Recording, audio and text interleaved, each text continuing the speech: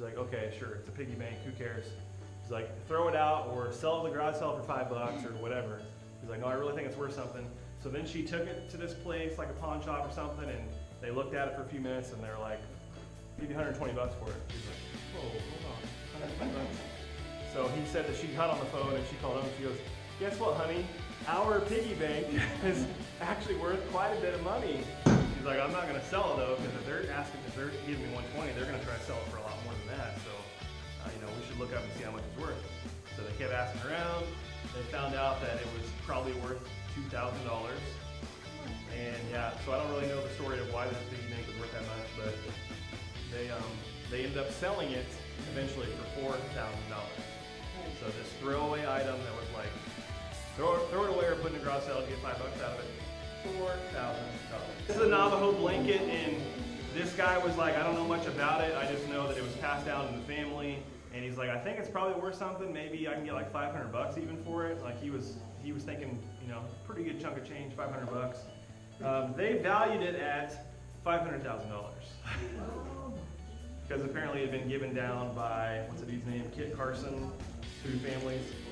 That number was raised to $750,000 to $1 million in 2016. This lady named Lila Dunbar, she learned that she had a great-great-great-grandmother, I think, that lived in Boston, and she found out that she had this old boarding house, and the first Boston Red Stockings team stayed there for a while.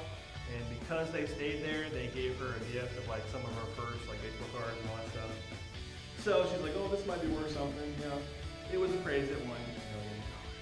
Oh my God, lucky stuff. Baseball cards. Yep. The point that I want to make tonight is this: we often view ourselves or other people as the junk that's not worth very much. Whether we admit it or not, we go through times in our life where we're just like, I'm not really worth anything. My life doesn't have much meaning. I'm one of 7 billion people. Nobody really cares. What I have to offer, people wouldn't buy at a garage sale. There's nothing. We have those negative thoughts that go through our minds. The good news is God doesn't view us that way. He does not view us that way. He sees us as valuable. There's nothing in the world I would trade my daughter for, and that's how God views me, and that's how God views you. And we forget that sometimes. There's nothing He would trade you for. And here is the best part of the story. God was not just all talk. Because it's easy for us, for people in this life to be all talk, for them to say they care about you, for them to say you're valuable, you're awesome, whatever. And sometimes talk is pretty cheap, but He proved it. He proved it on the cross. And he saw our lives, our sin, and He said, I'm going to show you how valuable you are. I'm going to go to a cross and suffer the worst death possible. He came in a time period of history that was the worst time period of crucifixion. If He came today, it's like, oh, here's a lethal injection, I'm dead. I died for you. He died in the worst possible way, crucifixion. They were professional killers, right? He bled and He did all this for us. And that's the amazing part of the story is, when we have those down times of not knowing, not thinking I'm very valuable, that's why I put that hashtag, the cross is proof. He proved it. He didn't just say it, He proved it. And they found that the two biggest struggles right now that teens through young adults have, all right, the two biggest struggles, not in any order, but the two of them were pornography and suicidal thoughts. And the study is actually describing that those two things are actually related, not that you struggle with both or whatever. What they're saying is both of those things have to do with value. You either devalue someone else, or suicidal thoughts, you devalue who you are and yourself. And they talk about how so many problems and issues that we face has to do with the devaluing of human souls and just not understanding how we look at people, how we look at ourselves, how we view the world. It's all about how we value things.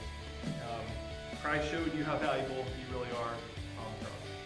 And it's like that Casting Crown song, East to West. It's like this, what we're forgiven. How far is the east from the west? One scarred hand to the other. That's how much He loves you. That's how much we're forgiven. And so I just want to encourage you with this thought tonight that, again, you may not think you're worth much. There may be other people that tell you you're not worth much. You may never feel that way. But there's a God who wants to revive you. idea of Revivor. And here's the cool thing too, is he doesn't want to just revive you from hell. Like being a Christian is not just a get out of hell free card. There's so much more to it. He wants to revive you from your sin, your negative thoughts. He wants to revive you from your depression, your anxiety.